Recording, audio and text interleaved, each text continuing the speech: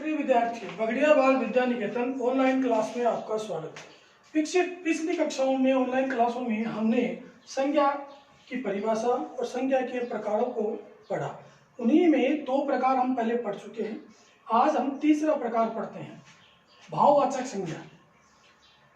भाववाचक संज्ञा को समझने के लिए आप ही देखिए कि हमारे मन में, हमारे विचारों में जो भाव उत्पन्न होते हैं वो सभी संज्ञाएं होती हैं। इसको समझने के लिए दो लाइनें मैंने नीचे लिखी है। गन्ने में मिठास है, यहाँ मिठास गुण बता रहा है गन्ने का, ये भाव है। फिर दूसरा है मोहन गरीब किसान है, यहाँ गरीब मोहन और किसान की दशा बता रहा है। इस तरह से इसकी एक परिभाषा बनती है जिससे हम समझें जिस संज्ञा शब्द से किसी व्यक्ति, स्थान, वस्तु आदि की अवस्था, गुण, दोष, दशा आदि का बोध हो उसे भाववाचक संज्ञा कहते हैं। अन्य उदाहरणों से समझें, मिठास, बचपन, मोटापा, चढ़ाई आदि। इस तरह से ये भाववाचक संज्ञा है। कुछ हिंदी में मूल रूप से तो तीन ही संज्ञाएं होती है, लेकिन अंग्रेजी के प्रभाव के कारण कुछ विद्वानों ने, कुछ लोगों ने जातिवाचक संज्ञा के दो अन्य भेद भी बताए हैं। उनमें पहला है, जो अन्य भेद संज्ञा के हैं, वो है समूहवाचक संज्ञा। समूहवाचक संज्ञा का मतलब है कि किसी भी पदार्थ, प्राणी या व्यक्ति का जो समूह होता है, उस समूह को हम समूहवाचक संज्ञा कहते हैं। जैसे जब किसी संज्ञा शब्द से किसी पदार्थ, प्राणी तथा व्यक्ति के समूह का ज्ञान होता है, उसे समूहवाचक संज्ञा कहते हैं। इसको समझने के लिए कुछ उदाहरण नीचे हैं। देखिए, भीड़, जब बहुत सारे लोगों की एक जगह भीड़ इकट्ठी होती है तो वो समूहवाचक संज्ञा में आती है।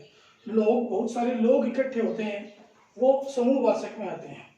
कक्षा में विद्यार्थी बैठे हैं, वो सारे समूहवाचक संज्ञा में आते हैं।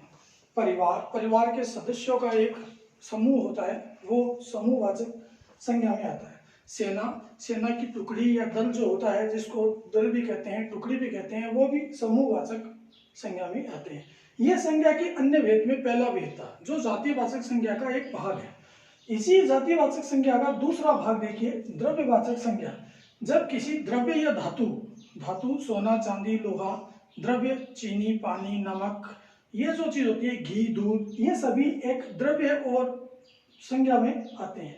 इसकी परिभाषा देखिए, जब किसी संज्ञा शब्द से किसी द्रव्य या धातु, द्रव्य मतलब घी, तेल, जल, पानी, धातु का मतलब लोहा, सोना, चांदी, तांबा इत्यादि का ज्ञान होता है, उसका ज्ञान होता है, उसे हम द्रव्यवाचक संज्ञा कहते हैं।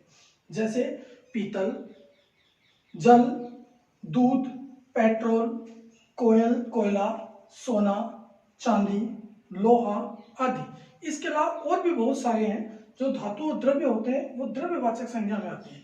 ये जातिवाचक संज्ञा का अन्य भेदों में दूसरा भेद है। अब हम इसके आगे जब चलते हैं तो हम कुछ संज्ञाएं बनानी पड़ती है।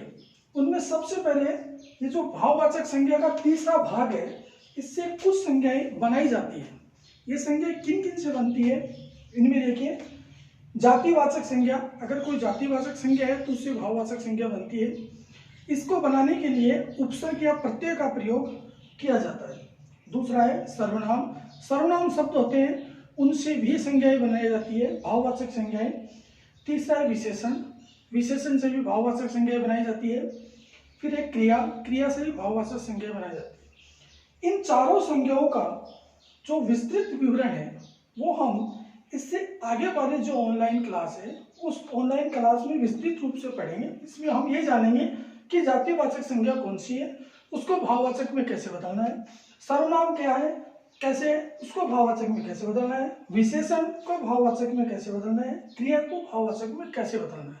इन सभी का हम विस्तृत अगली ऑनलाइन क्लास में करेंगे। धन्यवाद।